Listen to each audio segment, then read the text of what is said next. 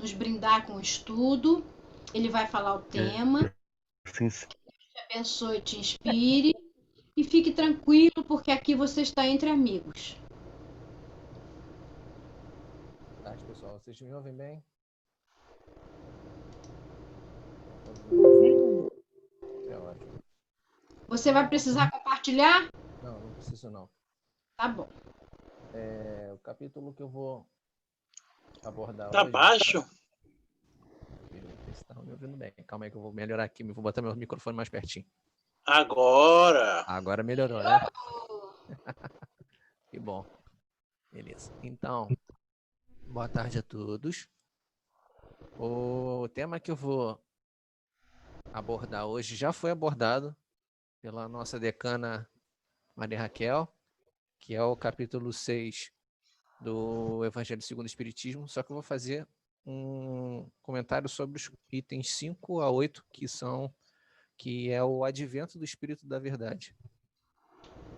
E começar, antes de tudo, fazendo um comentário, para muitos aqui que sabem, ontem, tanto eu quanto os meus pais, nós fizemos ontem um trabalho, né, que nós já fazemos há um bom tempo, eu já vou fazer quase 10 anos de trabalho. Por conta da pandemia, nós tivemos que mudar a sistemática do trabalho, né? E achei até interessante comentar no meio desse estudo, porque é justamente o que fala esse item dentro do capítulo 6, né? Que ele já manda logo de cara para que muitos de nós despertemos quanto ao que o Cristo nos ensinou, né? Que é chamando ao nosso compromisso. E esse capítulo, né, o capítulo 6, o Cristo Consolador, ele vem não como complemento, ele vem para dar uma espécie de reforço, porque o capítulo 5 já começa com uma das bem-aventuranças, que são bem-aventurados os aflitos, e ele dá uma parada nessa sequência justamente para poder entrar, para esclarecer muito bem que muitas das pessoas acham que o Cristo veio para nos ajudar, mas que a gente não fizesse nenhum esforço próprio. Só que se a gente for ler com muito mais afinco, for ler com calma, né, nós vamos ver que todos aqueles a quem o Cristo, durante os seus 3 anos como de trabalho que ele teve, um trabalho mais aplicado, né, onde todos tomaram conhecimento da sua presença de forma pública, viram que ele chegava e não ia até onde aqueles que pediam a sua ajuda estavam. Era o contrário, era eles que vinham até ele, porque eles sentiam a presença, eles tinham a sutileza de sentir que ele estava ali para lhes ajudar. Então ele não ia atrás, eram eles que iam atrás dele. Então é isso que faz o Cristo o Espírito da Verdade vem nos dizer que como papel de cristãos, nós devemos sim nos esforçar cada vez mais para nos melhorarmos a cada dia, procurarmos dentro de cada um de nós e através do nosso trabalho a nossa reforma íntima. Não vai ser Deus, não vai ser Jesus que vai chegar e vai falar assim: aqui, meu filho, senta no meu colo que eu vou te ensinar como é que se faz. Não é? Ele chega e simplesmente nos ensina, sempre nos ensinou com seus exemplos, os exemplos que ele deu através da sua vinda aqui na Terra como encarnado e até mesmo com o seu trabalho na espiritualidade, como as muitas aparições que ele que ele se deu através da história, né? Continuando, voltando ainda no assunto de ontem, eu vi que eram muitas pessoas que estavam nas ruas, famílias inteiras. E o nosso trabalho ontem ele foi um pouco sem fazendo, não enaltecendo o nosso trabalho, mas é porque realmente foi muito difícil no dia de ontem por conta do tempo. Ontem choveu muito na hora que a gente já estava saindo. Por conta da logística também ficou um pouco complicado o nosso trabalho. E justamente quando nós estávamos já assim prontos, colocando tudo dentro, já estava tudo pronto para botar dentro do carro, todo o material para distribuição, começou a cair uma chuva torrencial no Rio de Janeiro, no município. No estado inteiro, pelo visto. Mas na cidade do Rio de Janeiro estava de parabéns, estava especial. E nós vimos ali que a primeira etapa do nosso trabalho estava bastante complicada, porque nós tivemos que dar várias voltas para poder sair do lugar, porque qualquer saída, todos os acessos que a gente tinha, acesso e saídas estavam sendo bloqueados por conta da inundação das ruas. As ruas estavam já tomadas pela água. Então teve um único trecho que nós tivemos que tomar como caminho, foi pela contramão. Aí nós fomos, continuamos o nosso trabalho, e logo na primeira parada que nós demos, e nós achamos até que nosso trabalho ia ser findado ali, porque era um volume muito grande de pessoas. Muito grande mesmo. E cada vez mais que a gente, quanto mais a gente se demorava lá com o trabalho, mais pessoas estavam aparecendo. E a gente já assim, nossa, vamos parar aqui mesmo, né? Graças a Deus, estamos aqui para auxiliar. Só que não, nós fizemos a nossa parte ali, nós conversamos com alguns que estavam ali dispostos também a ouvir e serem ouvidos, né? E continuamos o nosso trabalho. E enquanto nós estávamos na rua, estava ficando cada vez mais difícil de continuar, porque cada vez mais ruas estavam sendo tomadas pelas águas. E teve um momento que a gente parou, realmente a gente parou e falou assim, o que nós vamos fazer agora?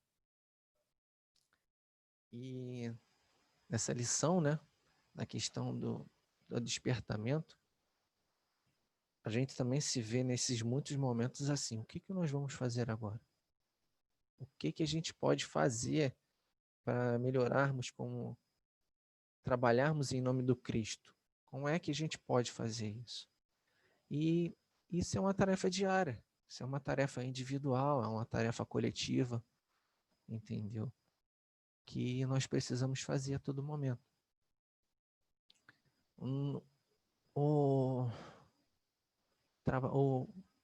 que o Cristo, né, o que o Espírito da Verdade, na verdade, desculpa, ele quis deixar aqui nessa parte do capítulo 6, foi justamente exemplificando isso através do que o Cristo nos fez, do que o Cristo fez para a humanidade em si, para exemplificar a lei do amor. A lei do amor, ela está presente na natureza. Ela não é nem um pré-requisito e nem o único item existente no Espiritismo. Ela não é exclusivamente do Espiritismo. Na própria lei do progresso, no livro dos Espíritos, ele deixa bem claro no final da lei do progresso que a lei do amor, além de fazer parte das leis naturais, ela há algum tempo vai deixar de ser somente um emprego, a base do espiritismo, e vai começar a ser empregada através de toda a humanidade de uma forma uniforme. Ela não vai ser algo que diferente das leis humanas. As leis humanas não vão ser adaptadas a ela, porque até o momento as leis humanas foi criada somente para poder julgar todas as ações delituosas, mas que daqui a algum tempo essas mesmas leis, né, a mesma justiça dos homens, ela vai sim ser usada não para julgar o crime cometido, mas para evitar o que seja cometido o crime. Ainda estamos, assim, posso dizer, um pouquinho longe disso acontecer. Não é que eu estou sendo negativista, não estou sendo pessimista, mas vendo o nosso dia a dia, sendo um pouco realista, né? E sendo um pouco, eu estou até sendo modesto. Nós ainda vemos que muitas pessoas, principalmente agora durante a pandemia, essas pessoas muitos são equivocadas demais e não conseguem empregar a lei do amor, nem dentro da própria casa, quiçá para aqueles que estão na rua, né? E, e o exemplo que eu dei de ontem, eu quis colocar aqui porque me despertou muito durante o nosso trabalho. Eu fiquei pensando o tempo inteiro sobre esse tema que eu estou abordando agora para vocês.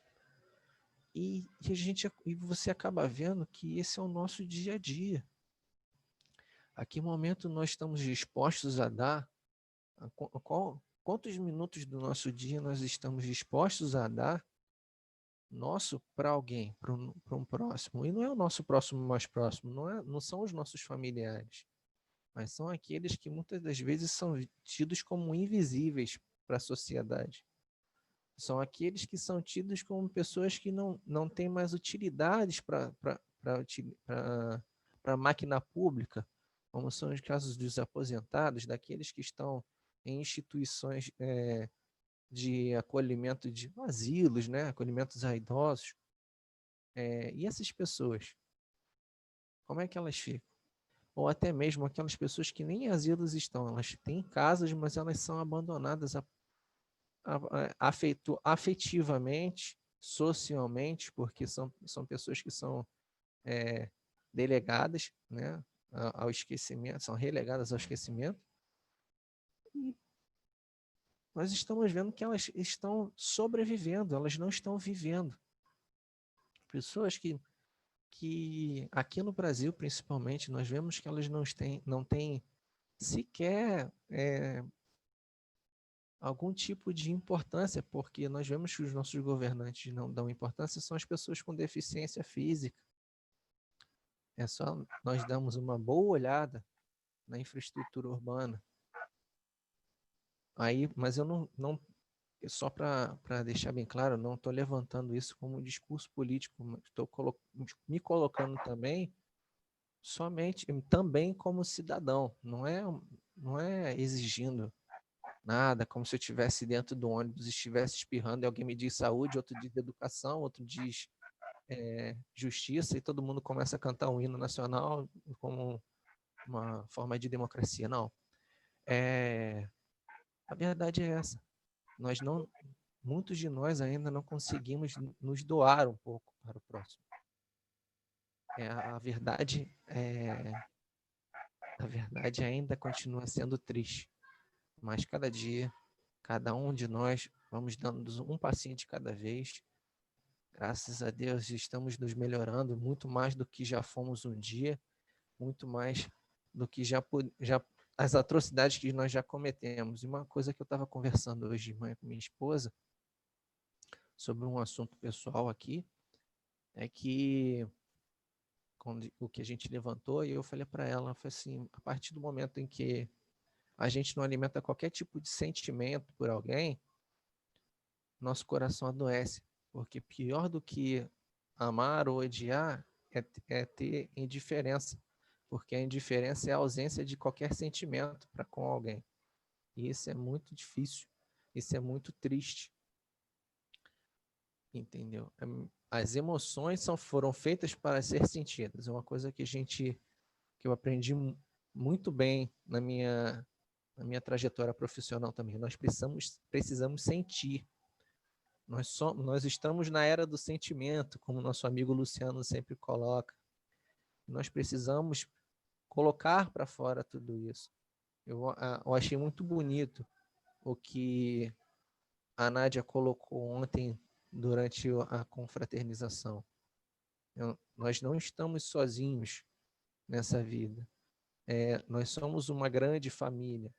Nós estamos aqui reunidos não é à toa. O acaso não existe. Quem estuda a doutrina espírita sabe muito bem disso. Não existe o acaso. Nada vem do nada. Eu gosto de falar aqui também em casa. Nada vem do nada. Estamos todos por menor que seja os laços, nós estamos interligados. Então, o papel do cristão é esse, é justamente esse. Empregar através dos nossos exemplos o que tem de melhor em cada um de nós.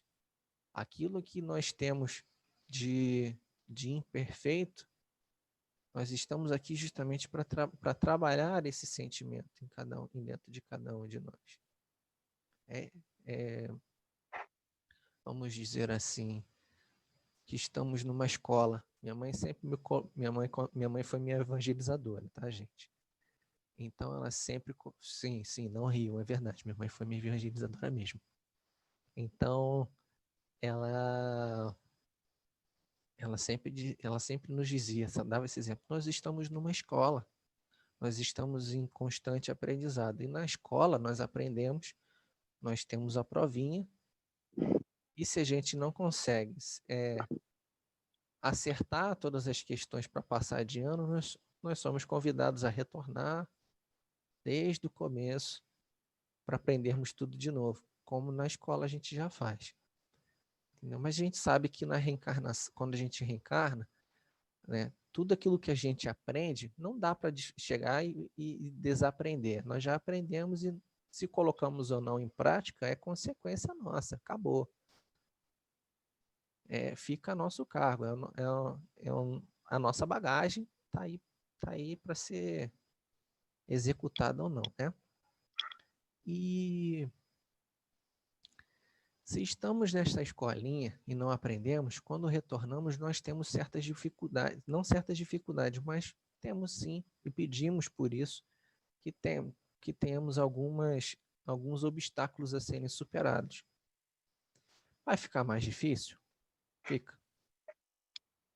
Mas com cada um estendendo a mão, e nós também aceitarmos a mão estendida e segurar, nós também vamos começar a caminhar rumo em direção à luz, como diz o seu Dalton na música dele. Vamos seguindo em direção à luz. Vamos nos melhorando. Nós vamos acendendo dentro de nós uma luz. Nós vamos sendo mais um ponto de luz na Terra, trabalhadores do bem, trabalhadores de Jesus. E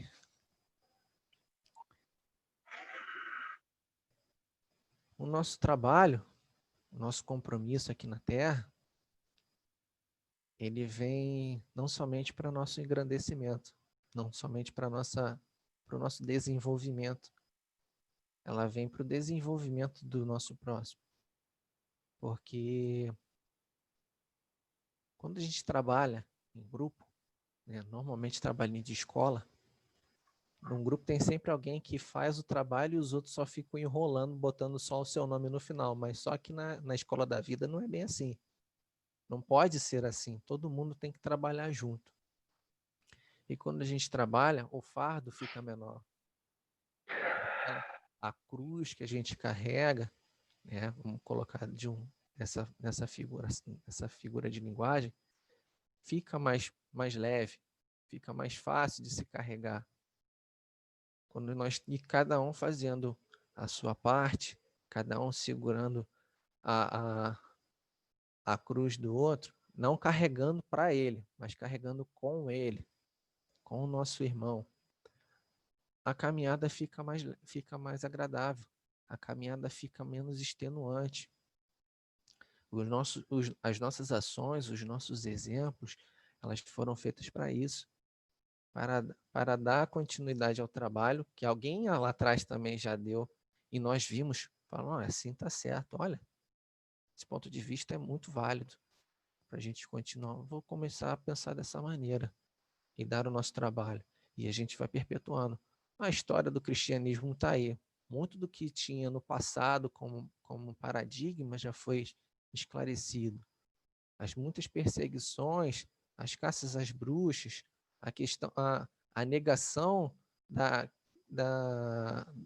reencarnação, a desmistificação de espíritos demoníacos. Algumas pessoas ainda acreditam nisso tudo? Acreditam, porque a natureza não dá salto, não vai dar salto, nem nunca não deu e nem nunca vai dar. Ainda existe, mas através do nosso trabalho, através do ensinamento que a gente já, da carga, né, da mala de conhecimento que a gente tem, da bagagem e do nosso trabalho, a gente nós vamos em algum momento atingir o outro, atingir o nosso irmão e, quem sabe, até cativá-lo, né? E voltando no trabalho de ontem mais uma vez, porque eu gostei tanto ontem do trabalho, gente, vocês não têm noção. Ontem foi cansativo, mas foi recompensador para mim. E eu posso falar, eu quase não trabalhei, vamos falar assim. Pelo tanto que os que estavam lá e o trabalho que ocorre um ano inteiro, porque o trabalho do SOS Luz, ele não ocorre somente no dia 25. Ele termina no dia 20, ele finaliza no dia 25 de dezembro, no dia 26 de dezembro já está recomeçando de novo. É igual carnaval. Igualzinho carnaval. Não tem nada de diferente. O SOS Luz, ele passa o ano inteiro elaborando o trabalho, o planejamento, captação de recursos, pegando as doações. A gente pega de um pouquinho daqui, um pouquinho dali, vê com quem pode transportar, quem pode fazer a distribuição, quem é que pode arrecadar um pouquinho de mantimento. Esse ano nós não tivemos a oportunidade por conta da pandemia, porque muitos dos que trabalham nesse grupo são do grupo de risco, entende? Principalmente quem é a principal coordenadora. E ontem ela também, não de teimosia, né, mas é porque ela não gosta de ficar ausente no trabalho. Ela, por um breve momento, esteve lá conosco para dar aquela forcinha, para dar aquela moral. E foi muito bom revê-la, porque também faziam meses que eu não a via. Eu estava até com saudade de... Não dei um abraço, gente, como está registrado aqui, eu não dei um abraço nela. Mas estar ao lado dela, para mim, foi gratificante. Eu gosto muito dela, entendeu? Ela esteve conosco um breve momento, no momento da oração lá, para a gente poder sair. Depois ficou mais um pouquinho, se ausentou porque estava sentindo muita dor, porque ela estava com o braço enfaixado por conta da chikungunya, né? Ela estava sentindo muita dor e ela pediu para se retirar. E é isso aí. E ela não... e o nosso trabalho é muito importante. É um ano inteiro, são 365 dias. E eu comecei nesse trabalho justamente também por conta desse movimento que ocorre, né? Eu não tinha conhecimento nenhum. E olha que a gente trabalha há tantos anos na Casa de Emmanuel, que começa lá. O trabalho não é exclusivamente da Casa de Emmanuel. São vários companheiros de diversas casas espíritas e até de outras denominações religiosas que trabalham conosco, né? Trabalho de médicos, de profissionais da área da saúde, cabeleireiros.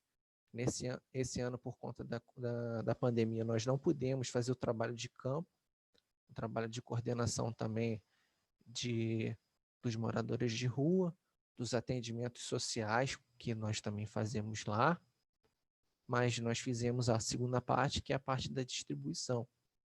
Felizmente correu tudo bem, como eu já havia falado, e foi desafiador. E nós vemos que cada ano que passa, e isso eu acho muito bonito, cada vez mais jovens vão entrando.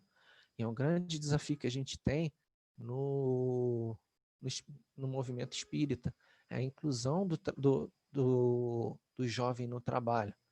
O pessoal fica brincando, falando que eu sou jovem, mas, gente, eu não sou, eu sou um jovem adulto entrando já no Zenta, tá? Só tem essa carinha de garoto aqui, mas a cara bem que engana. E E é muito bom ver que os jovens vão se interessando. E eles são eles são o maior presente que a gente tem em a nossa herança. O exemplo que a gente dá com o nosso trabalho, o exemplo que a gente dá com as nossas ações, é um jovelho. Isso mesmo, dona Marisa. Eu sou um jovelho. É um jovem velho. E esse nosso trabalho vem despertando, né, tanto nos jovens quanto nos mais velhos, a vontade de trabalhar. Isso é ótimo. Isso é muito bom. Porque é isso que o Cristo nos ensinou.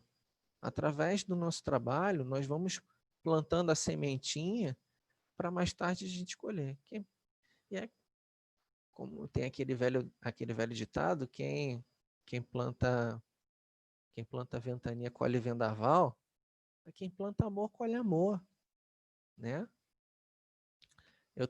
Sônia, eu estou me referindo a dona Sônia Dias, a tia Sônia. É ela que está à frente do trabalho do SOS Luz.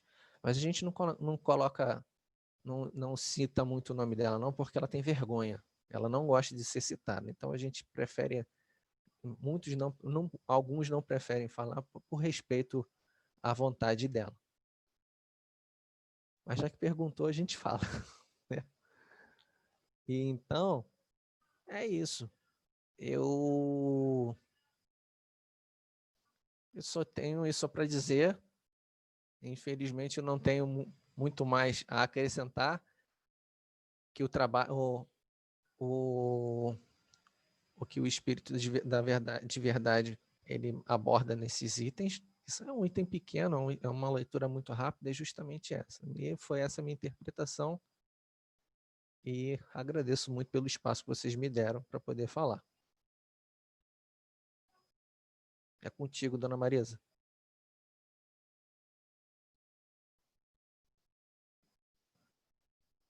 A dona Marisa gostou bastante do seu estudo. O que eu posso dizer? Eu posso dizer que as sementes que a gente planta agora, ou as sementes que a gente plantou lá atrás, e as sementes que a gente ainda vai plantar, elas vão eclodir exatamente no momento em que elas precisam eclodir e virar uma plantinha e um dia florir. Às vezes a gente desanima, porque parece que a gente está morejando no ferro frio, né? Malhando ferro frio, como dizem. Mas na realidade, tudo vai ficando latente, tudo fica...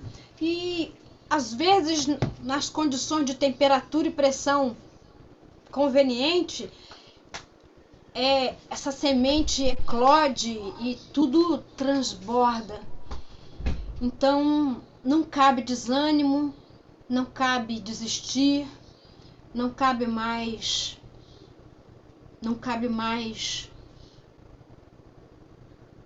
nada do que seguir semeando. Quando a gente se dá conta disso, uma paz vai invadindo a gente, entendeu? Nós vamos olhando para tudo e para todos com um sentimento de apaziguamento. Eu acho que isso se chama maturidade, não ter desespero. Realmente o que o Matheus falou, dá uma dor no coração ver aquilo tudo, mas a gente também percebeu uma grande doença moral. Sabe a doença moral? Eram muitos que entravam na fila mais de uma vez. Eu falava assim, não, você já pegou, deixa para o seu amigo. Aí eles empurravam e pegavam outra vez. E o que a gente viu muito, foram muitas pessoas na rua em que faltava tudo, né? Tudo materialmente falando, mas nós vimos muita doença moral. E aí a gente compreende que a justiça divina é perfeita. Ela não é cruel, não tem nada fora do lugar. Tá tudo exatamente acontecendo dentro dos parâmetros colocados por Deus para a humanidade crescer e evoluir. porque é muito aprendizado, entendeu? Muito aprendizado mesmo. A criatura que passa o tempo na rua, desprovida de tudo e à mercê da misericórdia alheia, é uma dor muito grande não ter um lar para voltar. Mas se a gente olha para aquela alma, para aquela pessoa, com os olhos do espírito, né, e com tudo aquilo que a gente está aprendendo, e a gente observa, como a gente teve pouco tempo para observar, mas esses anos todos a gente está, né, costurando essa grande coxa de retalho. Desculpa eu estar me prolongando, mas aí a gente percebe que essas pessoas é a extrema dor que vai fazer com que ela aprenda alguma coisa. Parece crueldade da minha parte, parece até que Deus é cruel, mas não é não, é cada um segundo suas obras mesmo. As famílias que nós notamos com crianças, algumas estavam na rua, mas outras a gente percebeu que não eram crianças moradoras de rua, eram mães que sabem que no Natal, no Ano Novo, as pessoas fazem distribuições na rua, então elas devem morar provavelmente em casebres miseráveis nos morros do centro da cidade, então elas descem com os filhos para os filhos terem a possibilidade de ganhar um presente ou uma comida um pouco melhor.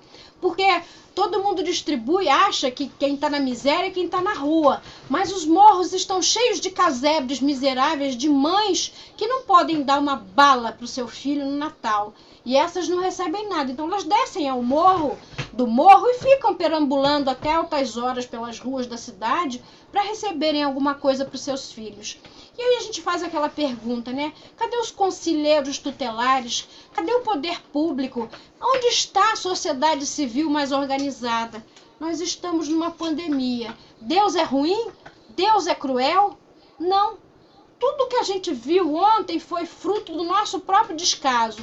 Do nosso descaso quando a gente se cala, quando a gente se omite, quando a gente não se posiciona, quando a gente não pega e não bota a mão na charrua.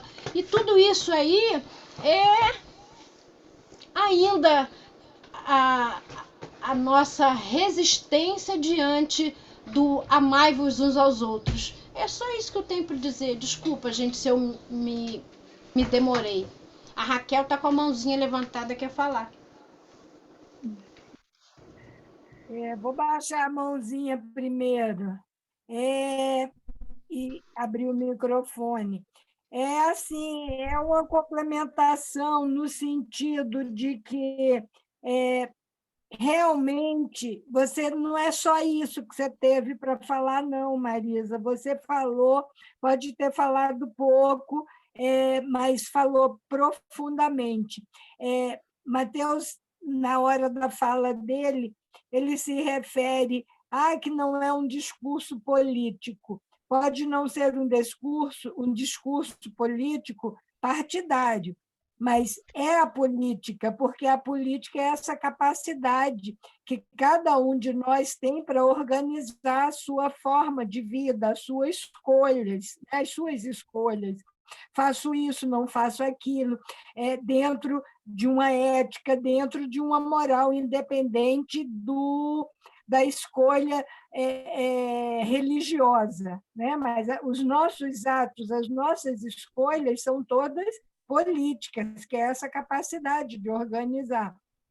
Então, é perfeito. E me lembrou, na sua fala e na fala da Marisa, que complementou bem, que me fez lembrar da figura do padre Júlio Lancelotti, que tanto esforço empreende em relação aos moradores de rua, em relação aos invisíveis, aos totalmente perseguidos pela sociedade que se diz normal. E um dia, numa entrevista, ele diz que como que ele faz? Que ele teria 500 para atender, e ele só dá conta de atender 200, por exemplo. É esse entristecimento de ver que, se muitos estivessem não calando, se debruçando nesse socorro, nessa ajuda, e tem muitas formas de ajudar, mesmo nós em situação de risco agora por conta do isolamento, a necessidade do isolamento, mas mesmo isolados, nós podemos ainda prestar muito socorro, muita ajuda. Se não de forma econômica, financeira, para que os que possam estar na linha de frente saiam e atendam, mas através das nossas preces, através da nossa assistência espiritual também. Mas é isso, ele diz que ele se entristece, mas ele sabe que é o que ele pode fazer, que ele já está fazendo. Então, tem muito mais atendimento a ser prestado, mas o que ele dá conta é daquela forma, daquela quantidade de pessoas, e que ele consegue deitar e dormir um sono justo pelo todo o esforço que está fazendo. Então, por mais que vocês, de certa forma, tenham percebido o aumento, a dureza dos corações, que talvez tenha ficado mais acentuado nesse ano, por tudo isso, mas é louvável o esforço, o trabalho e essa parcela que muitos podem ver como mínima, mas que é gigantesca, né? Então, e é esse o ensinamento de Jesus realmente para todos, para cada um de nós, e fazer o que for possível dentro dos nossos limites, mas despertar para a necessidade daqueles que estão nesse momento com tanta carência do básico materialmente, mas, sobretudo, do sentimento, que realmente está assim, chamando muita atenção esse embrutecimento, essa rudeza no coração. É verdade, Raquel, é verdade. Os corações estão muito ásperos, mas áspero no nível, como diz os meninos, nível hard. Corações muito ásperos, sabe? Uma coisa impressionante. E o quanto...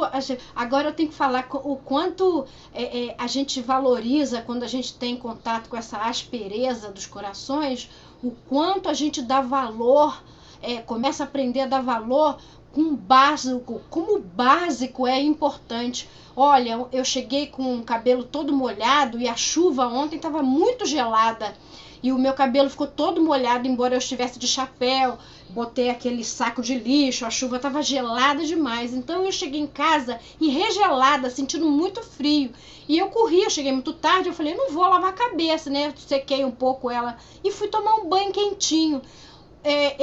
Foi a minha catarse. Embaixo do chuveiro eu tive uma crise de choro, porque eu pensei assim, eu voltei para minha casa, eu estou embaixo desse chuveiro quente e o meu corpo está se reconfortando com essa água tão quentinha e tão gostosa. Nós demos roupas para eles, mas eles não têm essa possibilidade. E o quanto a gente se sente já agradecida por ter esse mínimo, o quanto a gente precisa ensinar os filhos da gente, os netos da gente, o quanto é importante dar valor àquilo que a gente tem. Parar de reclamar do básico. Eu não tenho isso, eu não tenho aquilo. Nós temos, porque essas pessoas ontem, elas trocaram de roupa, porque a gente deu roupa. Eu vi gente trocando de roupa, porque estava molhado. Mas eles não tiveram o aconchego de uma água limpa, de uma toalha limpa para secar seu corpo, de um mínimo de privacidade. O quanto é importante a gente ensinar e aprender que tudo que a gente tem que ser muito, muito agradecido a Deus. Muito, muito, porque nós temos muito, muito. Mas principalmente... Eles, às vezes, nem água têm, muito menos quente. Né? Ontem eu atendi vários pedidos. A senhora tem água? Porque eu estou morrendo de sede. A gente levou muita água. Graças a Deus, água a gente sempre leva muito. E nós distribuímos muita água. Você sabe o que é isso, gente? Em pleno Rio de Janeiro, século XXI, e as pessoas não têm água para tomar. Muito menos para tomar um banho quente. Não tem. Então, o quanto a gente precisa valorizar o mínimo que a gente tem. Porque eu não estou falando nem do supérfluo, eu estou falando do básico mesmo. O quanto a gente tem que ser agradecido por a gente ter um teto que seja em cima da nossa cabeça, uma cama quente para voltar, para deitar, para botar o corpo para descansar. O quanto tudo isso parece que eu estou chovendo no molhado, enxugando gelo, mas quando a gente tem contato com essa aspereza da vida, é que a gente precisa reafirmar para nós mesmos e para quem anda com a gente o quanto é importante ser grato por tudo que a gente tem e o quanto é importante a gente não desperdiçar água, a gente não malbaratar os recursos que tem, porque já tem gente do nosso lado que não tem. Perfeito. Alguém quer mais levantar a mãozinha aí?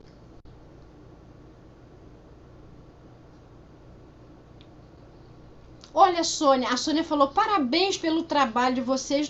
Sabe assim, eu agradeço, mas não é parabéns que a gente quer. Não é o parabéns, é a gente se conscientizar mesmo, de verdade, que não só na ceia de Natal, mas o ano inteiro da vida da gente, a gente tem que ter um olhar que consiga percrustar e perceber esta imensa e cada vez maior população que é invisível. Para a maioria de nós, essa população é invisível. Era tão engraçado, a gente passava pela rua de carro devagarzinho e quando o olhar está desperto para isso, nós descobrimos nos desvãos das ruas, nos cantinhos escuros, aqueles amontoadinhos que pareciam um amontoado de gente. E aí a gente botava o farol, a lanterna, era uma pessoa amontoada dormindo. A maior parte das pessoas passa pelas ruas e não os enxerga. Não enxerga, não vê.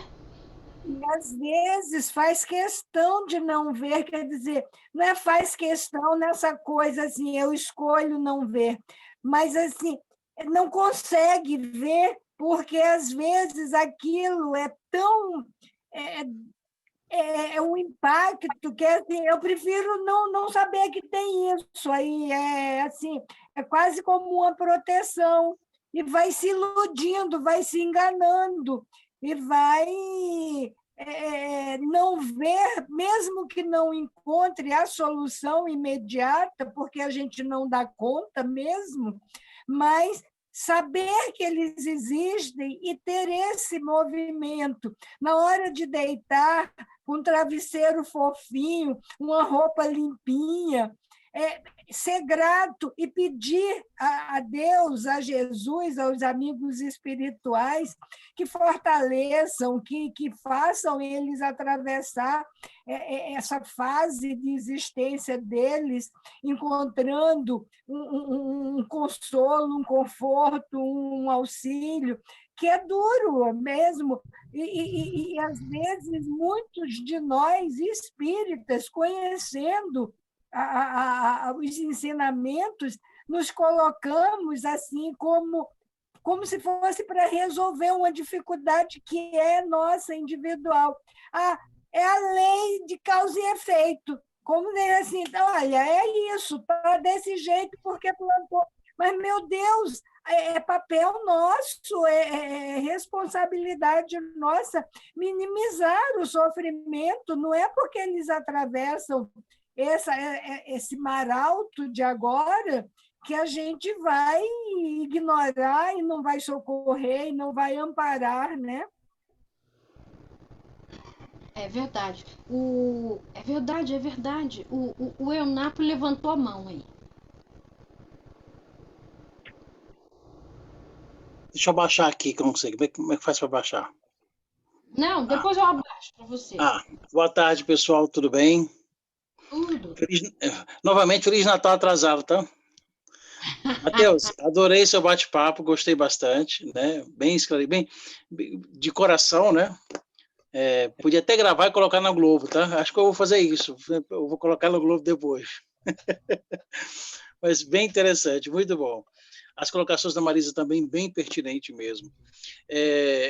A doutrina espírita, ela é bem interessante no sentido de trazer para todos os seus adeptos, aquelas pessoas que leem um pouco a doutrina, tentar entender as conexões existentes, né, nas alegrias, nas tristezas nossa e na sociedade.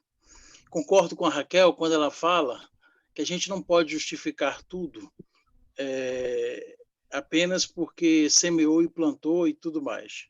Mas precisamos compreender isto. E uma vez compreendendo isto, que a semeadura é livre e a colheita obrigatória, né, segundo os postulados espíritas, aí sim nós precisamos usar a nossa razão para entender como agir. E isso é interessante da doutrina, porque ela te dá ferramentas para você analisar os aspectos existentes na sua existência, as suas dores, os seus problemas, os problemas da sociedade que você está inserido, e parar para pensar. Porque se a razão não fosse importante, a doutrina espírita não seria racional. Exatamente. Então, se a razão é importante, é para eu deixar 2000 anos de ações erradas e repensar minhas ações usando as ferramentas que eu tenho para fazer algo melhor. Obviamente que saciar a fome de uma pessoa é imprescindível. Primeiro eu mato a fome. Como é o trabalho que o grupo da Sônia e outros, como eu coloquei escrito hoje, fazem.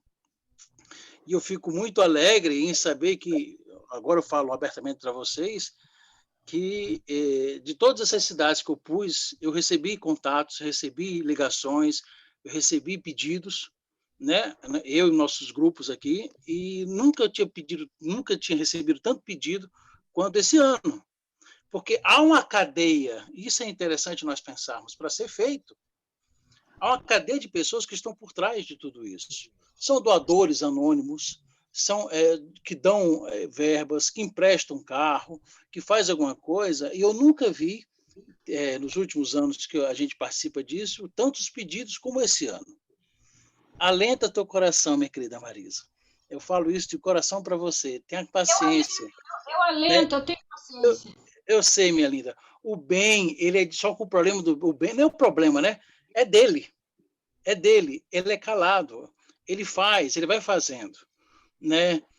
Concordo contigo, igual São Cosme e Damião, né? Tem muita gente que vai pela rua só para pegar comida nesses dias e você pensa que é a multidão, né? Concordo com você também, esse ponto é muito interessante, né? Mas, novamente, eu lembro vocês que a doutrina espírita ela nos dá ferramenta para isso, para nós pensarmos e tomarmos atitudes. Primeiro mata a fome, depois faz novas atitudes, semeia coisa diferente. Os miseráveis não estão só debaixo da ponte. Tem muito miserável dentro de Ipanema, do Catete, da freguesia. Tem muitos miseráveis dentro da Barra da Tijuca, em Nova York, em Londres, nos palácios. Há miseráveis em tudo quanto é canto. Só que são vários tipos de miseráveis. São miseráveis de valores, tanto de um lugar, miseráveis apenas de dinheiro, de falta de fome. Então, quando a doutrina espírita ela usa todo o pensamento iluminista do século XVII e XVIII para organizar o nosso pensamento, é justamente para nós, olha, nós não podemos mais errar, nós precisamos refazer as nossas ações de forma que pensemos o melhor possível no antes, no durante e no depois. E eu te falo de todo o coração, minha querida Marisa, tenha paciência, que o bem, ele é caladinho, ele é bem caladinho, mas ele existe, ele tá pipocando mesmo. A gente que às vezes não conseguimos ver direito, por motivo A, B, C ou D, eu às vezes demoro para ver muitas coisas também, mas lá na minha cabeça eu estou sentindo que há um movimento muito grande. Nunca se viu, por exemplo, só pontuar um negócio para você, eu nunca vi, a gente lê alguns artigos na área de gestão de empresa, e a Raquel trabalhou já nessa área, eu nunca vi as empresas empresários se organizarem tanto, né, para serem mais flexíveis com alguns assuntos, serem mais flexíveis com alguns funcionários em situações A, B, C ou D, serem mais presentes na sociedade organizada, como alimentos, como remédios, como doação de coisas. Dos últimos 5, 7 anos, a coisa está se organizando e empresas não fazem com propaganda. Tem muitos empresários que eu conheço que não fazem com propaganda, fazem por consciência, por saber que o negócio dá a sua contribuição. Concordo que aqui no Brasil as coisas poderiam ser melhores, como eu coloquei há semanas atrás, que as nossas doações poderiam ser igual aos Estados Unidos, Canadá, Inglaterra, né, onde o Estado facilita doações, inclusive organização de instituições filantrópicas. Né? Não há país no mundo que tem mais instituição filantrópica que Estados Unidos e Canadá. Lavagem de dinheiro? Pode ser, mas também tem suas ações. Eles fazem alguma coisa. Aqui no Brasil fica difícil, porque não tem nada disso, não dá um incentivo para isso, fica muito complicado. E aí é que eu uso, como a Raquel falou, do bom uso da política, não partidária, e sim como ferramenta que nós temos no processo democrático e de evolução social para sabermos fazer bom uso. Bom uso, como você bem pontuou, dos cargos simples, como os cargos da criança e do adolescente, que nós não vemos. Aqui no Rio de Janeiro, nos dois últimos eleitos, né, pleitos, para colocar pessoas naquela criança e adolescente, qual é o nome? Esqueci o nome. Como é o nome? Conselho Tutelar? Estatuto. Conselho Tutelar. Os dois últimos, eu pelejei para colocar pessoas no meio espírita dentro, né, que eu conheço, que você faz um bom trabalho. Eu falei isso aqui já naquela época que a sua amiga da historiadora conversou, né? Fez a palestra para a gente. Eu pelejei para colocar pessoas espíritas dentro, mas ninguém vai. Aí foram quase todos que foram. As igrejas evangélicas estão lá dentro, estão quase todos lá dentro. Teve um ano que a Sônia Dias tentou ser e ela desistiu porque ela presenciou no dia lá da eleição, um pastor levou um ônibus cheio de... Eu sei, eu fui um que enchia a paciência dela para entrar novamente nas eleições. No dia da eleição, o pastor encheu um ônibus e mais um monte de Kombi e o povo foi lá votar no que o pastor mandou. Então a Sônia falou assim, eu não tenho estômago para isso, e aí ela desistiu. Tem que ter estômago mesmo, tem que ter estômago. Mas infelizmente tem. Modificando. Isso vai de pouquinho, é como o Eunápio diz. Obrigado. O bem é silencioso, é parecido com São José, que ninguém lembra dele, que tanto fez por Jesus, que estava ali, que possibilitou. Caladinho, o bem vai ali, caladinho, mas estão acontecendo, tem acontecido muitas coisas. Raquel. Eu estou falando, porque eu não gosto de falar no assunto, mas realmente eu nunca recebi, a gente nunca recebeu, nosso grupo aqui, não tem um grupo específico, nós nunca recebemos tantos pedidos de tantas cidades no mês de novembro e dezembro. Né? Pedidos de doação, pedidos de ajuda. Eu falo... E eu fico feliz com isso. Precisa divulgar, sim. Precisa divulgar, precisa. Pipocou, assim, os pedidos de ajuda, mas ao mesmo tempo que crescem as ações no bem, a gente sabe que se está crescendo as ações no bem, é porque as coisas não estão realmente funcionando. Porque senão... Isso mesmo. Não estão funcionando mesmo, entendeu? A sociedade civil está começando, lógico, em silêncio, aos bocadinhos. Gente, a dificuldade ontem era dificuldade estrutural. Nós não conseguimos avançar de carro porque as ruas estavam todas alagadas. Vocês imaginam isso? Nós não conseguimos chegar na Praça da Cruz Vermelha porque a gente não conseguia passar. Entendeu? É estrutural, é uma coisa muito grande, um descaso, um desleixo, um abandono. E de repente, né, Marisa, a gente que sabe que nada acontece por acaso também, a própria chuva e a própria enchente na cidade para chamar a atenção também das autoridades, alguma coisa se mexendo, né? As forças da natureza auxiliando também, né? São esperanças que se renovam na gente, no sentido de dizer, vai ver, vai socorrer, não é possível, já está na hora, né? Sim, Eu acho que é só quando esse Hospital Brasil, né, né, tiver poucos pacientes e mais pessoas para ajudar a curar os pacientes, as coisas vão começar a melhorar. Mas, por enquanto, o que tem de gente doente nesse Brasil é muito, meu filho. Então, está difícil. E bem pertinho de nós também, tem muitos adoecidos pertinho de nós, nessa indiferença que o Matheus falou, que é muito mais grave. É preferível, às vezes, até não amar, odiar, se incomodar, mas a indiferença é terrível, é dolorosa demais. exatamente. E é impressionante que esse viés que você falou, a chuva veio para. A chuva, a dificuldade, vem para colocar cores fortes nesse abandono, para ver se sacode e acorda.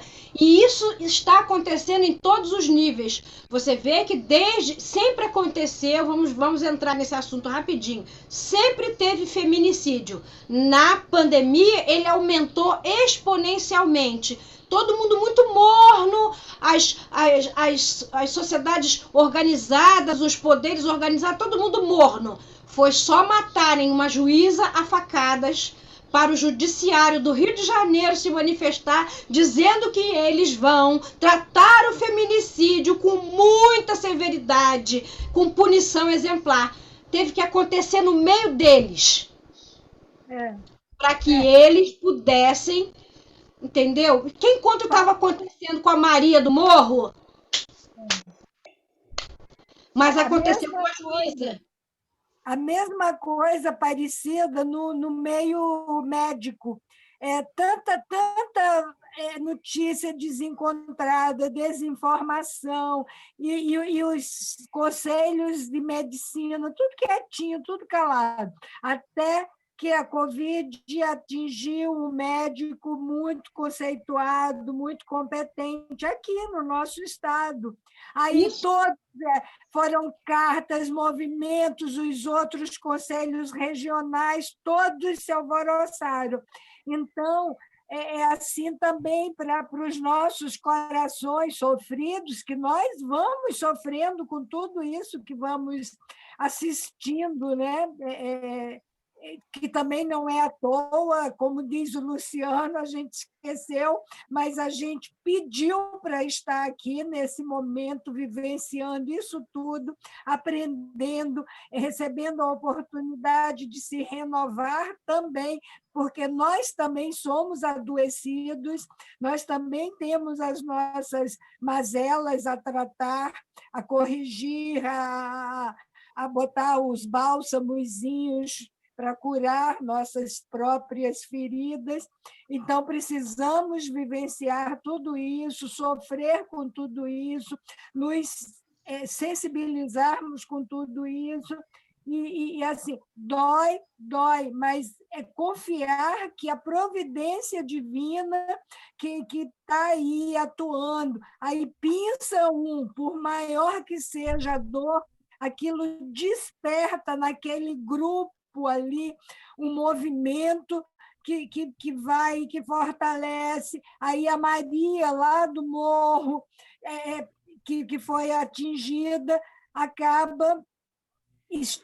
O benefício é estendido a ela porque um outro que estava em destaque chamou a atenção. Então, tudo a gente precisa ver que essa teia interligada o tempo inteiro, que a gente faz parte dela, que os nossos pensamentos precisam realmente estar alinhados com os ensinamentos, que nós precisamos, sim, exercitar esse desabrochar de paciência, de compreensão do que precisamos passar e que elevar a nobreza de sentimentos para compreender tudo isso, o uso da razão.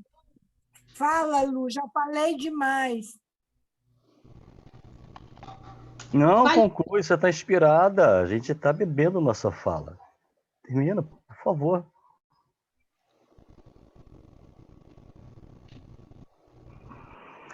Não, é interessante, né? Obrigado, Raquel. O Matheus tem uma docilidade na condução do trabalho dele e vai despertando em nós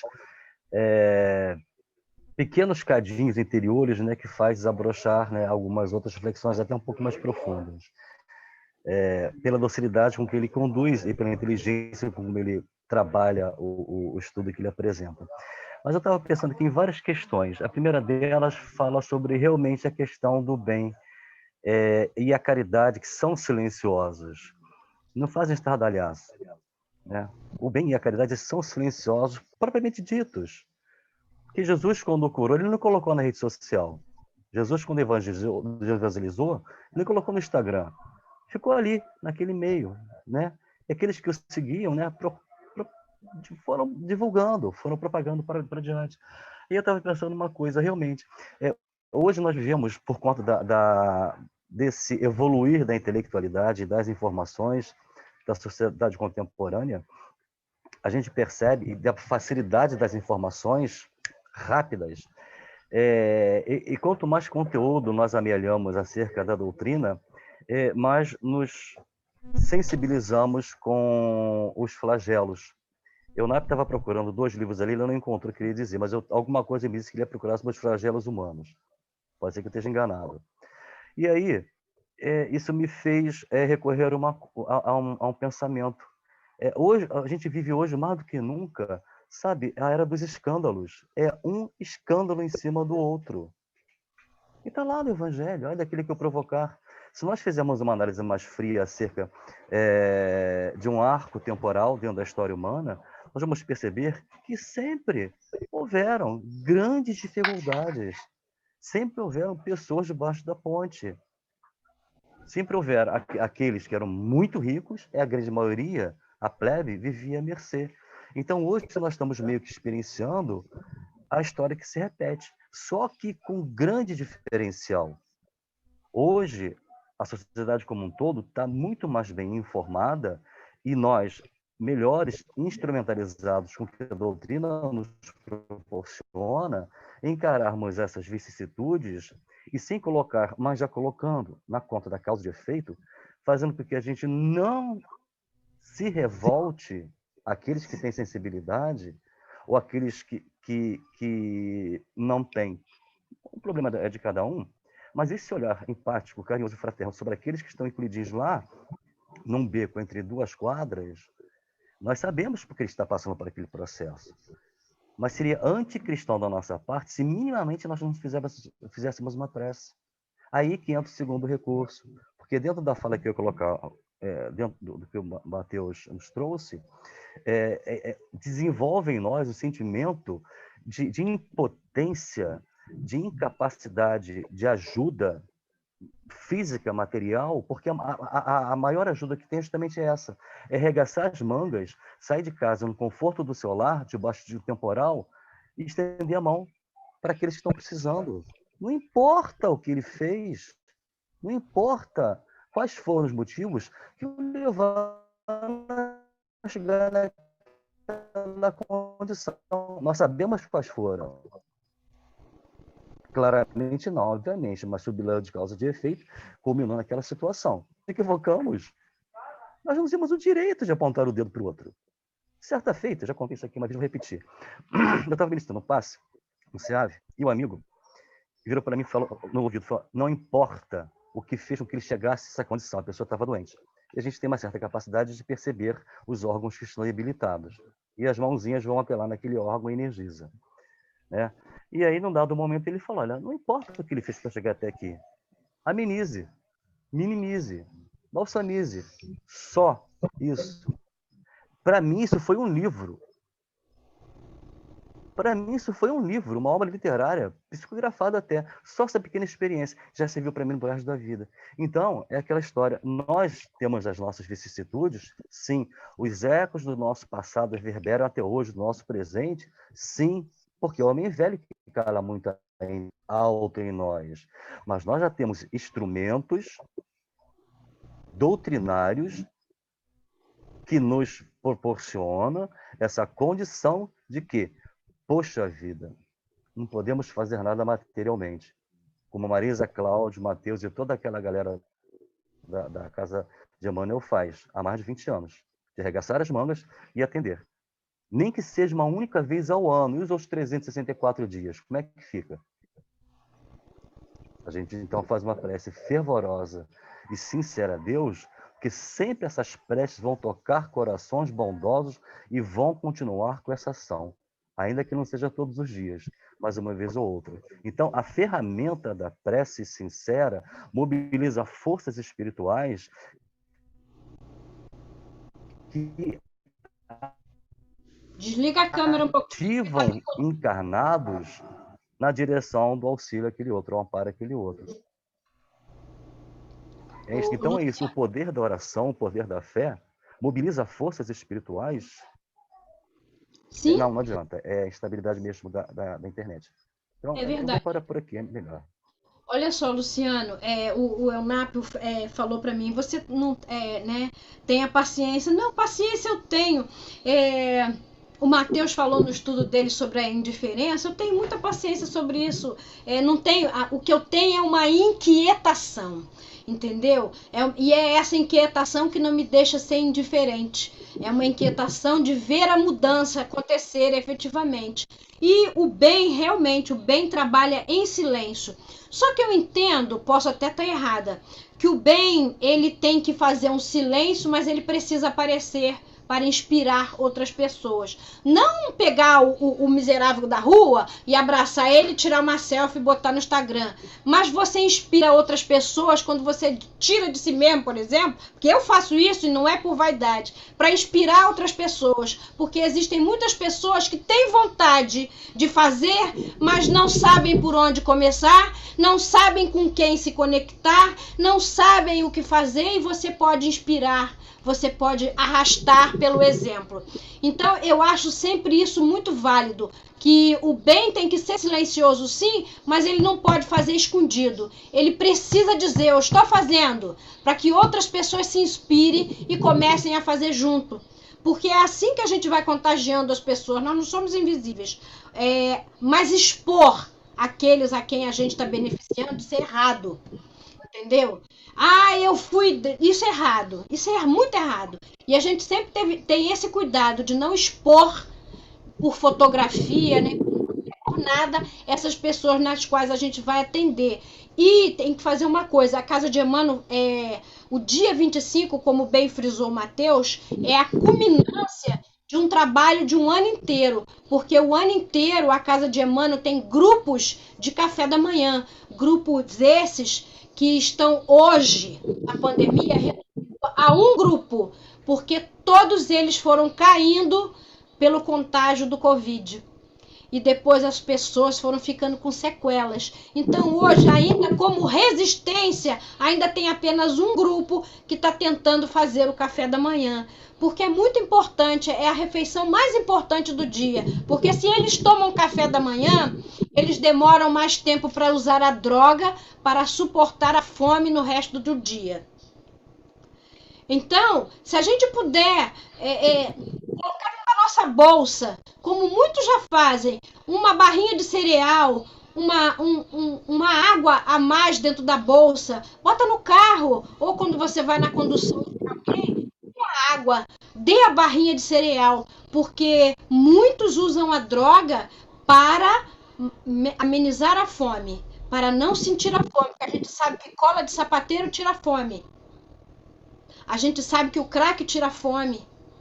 Eles não têm dinheiro para comprar cocaína. O que às vezes chega para eles como cocaína é a farinha da farinha da farinha da farinha. Mas o crack chega muito fácil e ele custa muito barato e ele tira a fome. A gente sabe disso. Então, bem, ele precisa aparecer nesse sentido, para inspirar. Porque muitas vezes as pessoas. Eu sei que quando eu peço para umas pessoas, é muito engraçado. Eu pedi, né? As pessoas mandam tudo que tem dentro de casa. Elas falam, vou fazer uma faxina no armário. Eu joguei um saco de 200 litros de lixo dos outros fora. Mas ela já. Eu não estou falando mal. É um início. É um despertamento, entendeu? Tudo bem que ela me deu aquilo que ela ia jogar fora, mas ela também me deu alguma coisa boa, porque tem muita gente que eles não são ensinados a fazer o bem. As pessoas não estão ensinando seus filhos a serem bons. A maioria das pessoas não estão ensinando seus filhos a dar daquilo que lhe é de supérfluo. Então eles mandam muita coisa, mas esse primeiro impulso deles é o contágio do bem, já é o início. Você já está despertando a pessoa para a necessidade de olhar para a necessidade do seu irmão. Então a gente sabe que tudo tem um início. Então o bem precisa inspirar para arrastar no bem os outros. Então tem que fazer silêncio, sim, mas não precisa ser tímido, porque a timidez dos bons fazem com que os maus latam muito alto.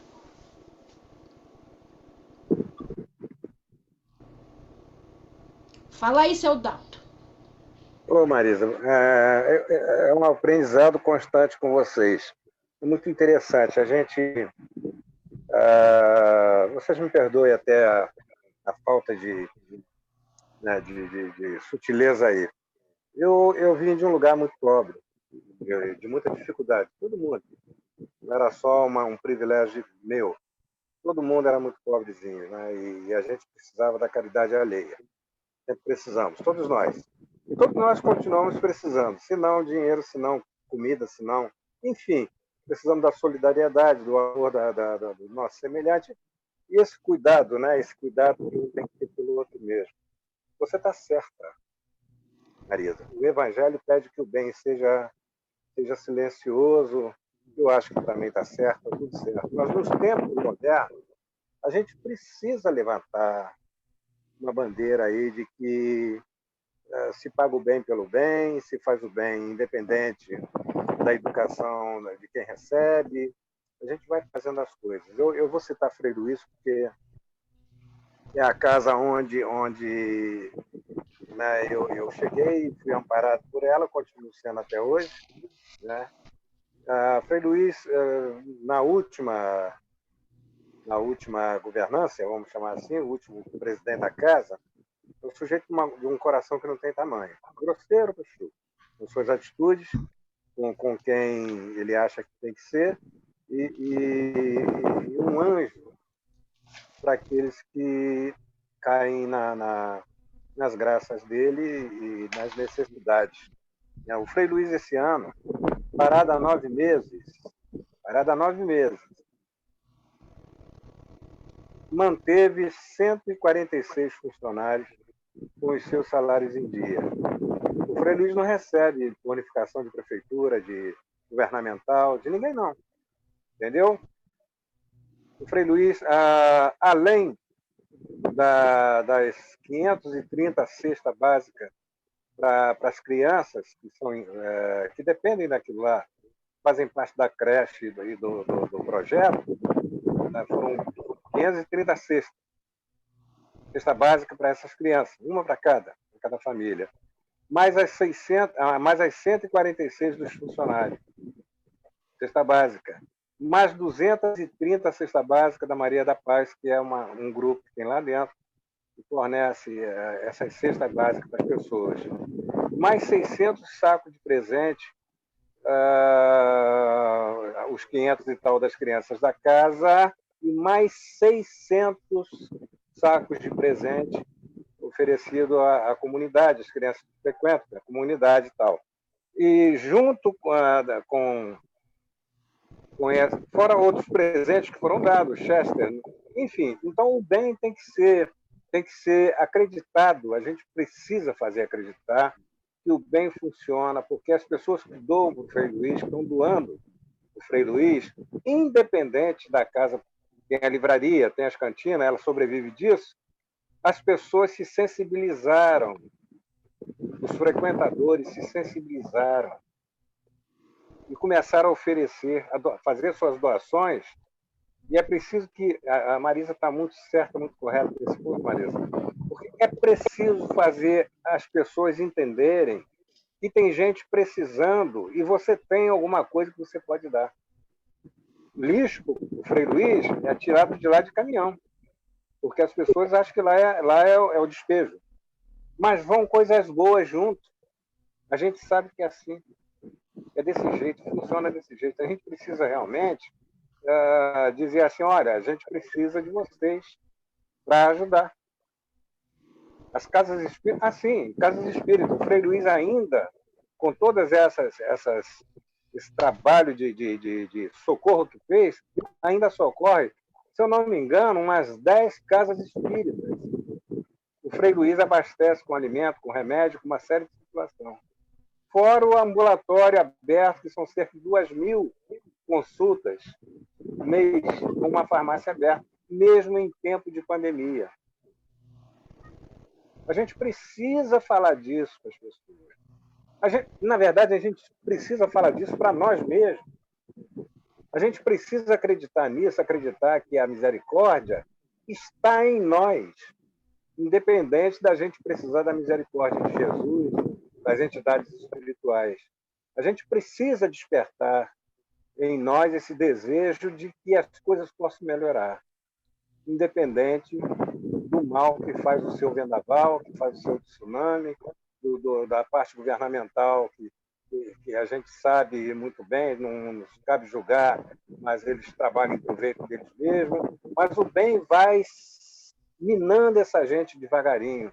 Quantos políticos, ladrões, corruptos, de vez em quando mete a mão no bolso e ajuda uma comunidade dessas aí? Eu estou falando, inclusive, no Frei Luiz. Quanto? Que a gente não sabe, porque é anônimo. Mas em tempos passados, eu estou falando de coisas que eu vi, os meus olhos viram. Vimos a esposa do Eike Batista pegar 30 mil reais, naquele tempo era um grande dinheiro, e oferecer. Não é para o médium, não é para casa pudesse ajudar as crianças. Vimos o Sérgio Cabral, no tempo da roubalheira mesmo geral, atender às necessidades da casa, num momento crítico da casa. A gente precisa acreditar que mesmo essas pessoas que estão em momento passando por essa turbulência moral, que elas possam, a qualquer momento, despertar para o amor, por uma causa. Marisa, assim, o bem precisa se mostrar. O bem precisa realmente se mostrar. Dizer assim, olha, eu sou modesto, eu não faço escândalo, eu faço bem. Pelo bem. É isso.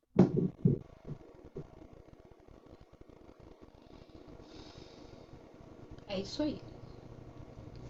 Eu reservei um pequeno videozinho, se o Matheus me permite, para mostrar para vocês. Eu vou compartilhar aqui na tela, só para mostrar para vocês um vídeo bacana, tá bom? Fique à vontade. É um texto do Miramês.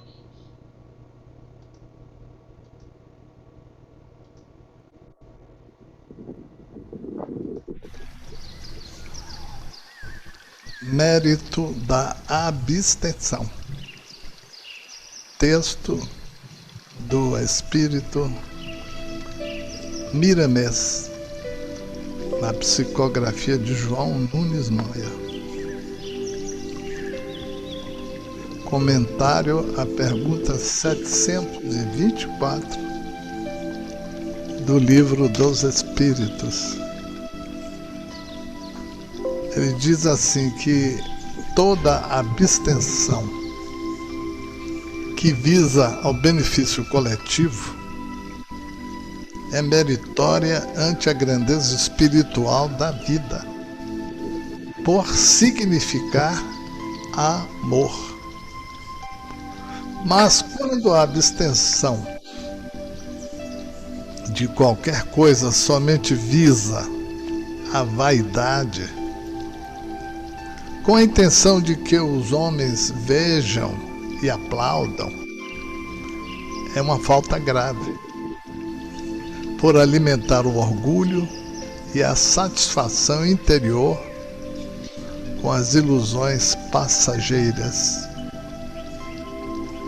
Quem quiser espiar alguma falta de que a consciência lhe possa acusar, não precisa pressa, porque Deus não a tem.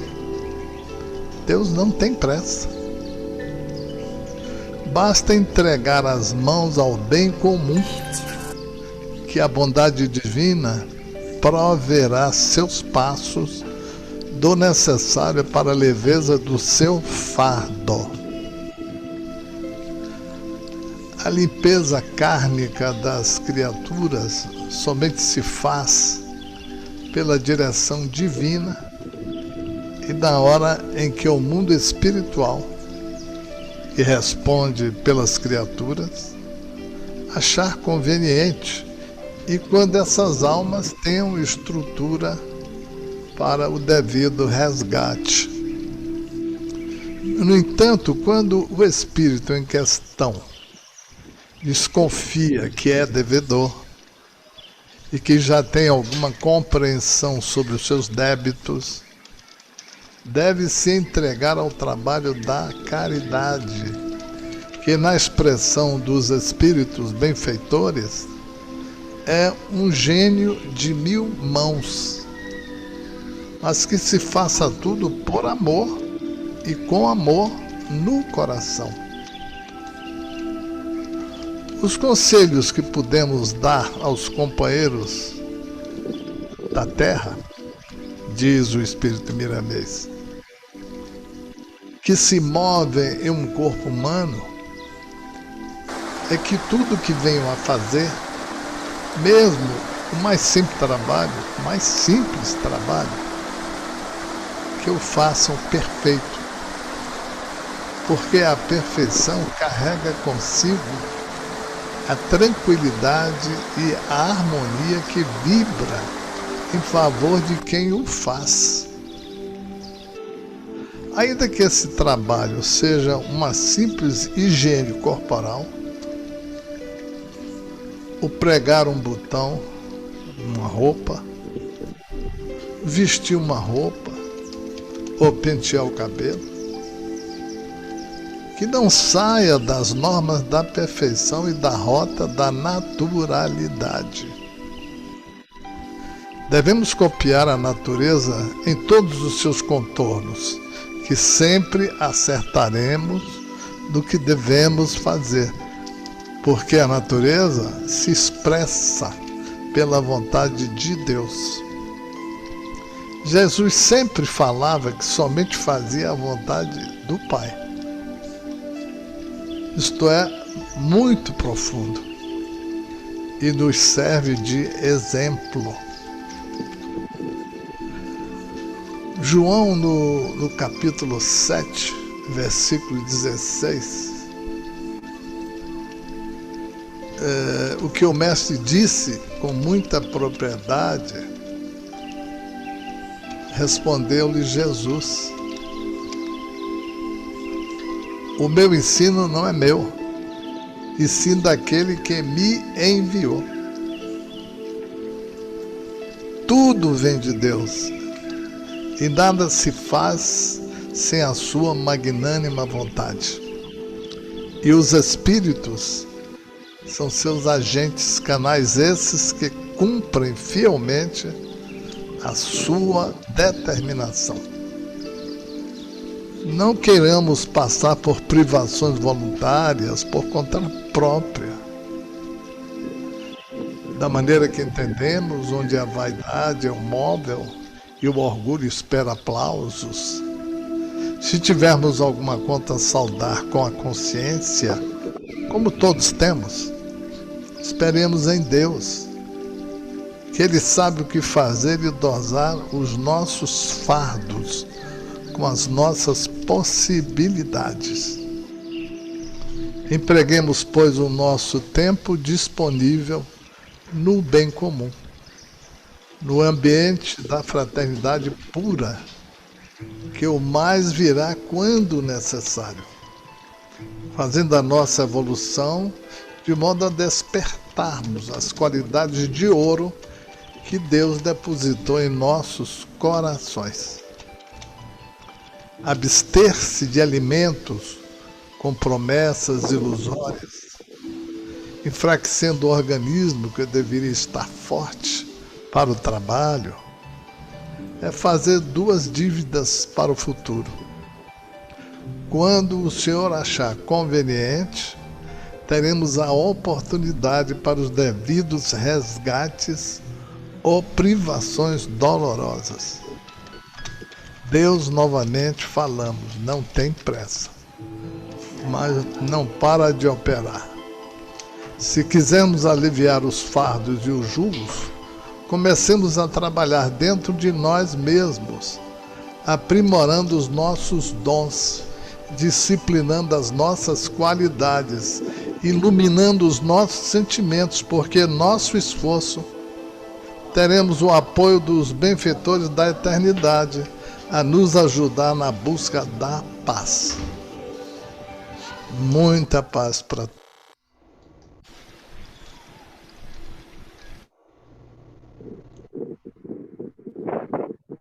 Bacana, né? Então, depois desse texto, Miramês, para variar, maravilhoso. Que a gente tenha juízo, né? E eu queria saber quem é que está com vontade de fazer a prece. Meninos.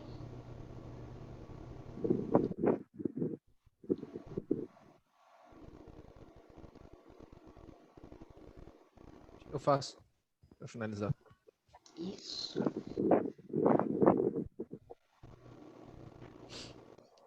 Assim sendo, Senhor, agradecemos por mais uma tarde valorosa, maravilhosa que todos nós aqui tivemos. Graças a Deus, mais uma vez estamos todos aqui reunidos em agradecimento. Pedimos que o Senhor abençoe a residência, ao ambiente em que cada um de nós nos encontramos neste momento. Que possamos, com suas bênçãos e com suas luzes, possamos também nos fortalecer e também aumentar cada vez mais essa luz que ilumina cada um de nós dentro de nós. Possamos juntos sermos um feixe inquebrantável de luz. Possamos, Senhor, através do trabalho, através das nossas mãos marcadas, perpetuarmos ainda mais todos os ensinamentos que o Senhor nos deixou e o Senhor vive também nos deixando a cada momento. Possamos, Senhor, usar das nossas mãos, das nossas ferramentas, como instrumento modificador, não somente no individual, mas também através do nosso trabalho, possamos também chegar até os nossos irmãos e irmãs. Esteja conosco hoje, agora e sempre. Que assim seja, graças a Deus. Graças a Deus. Graças a Deus. Graças a Deus.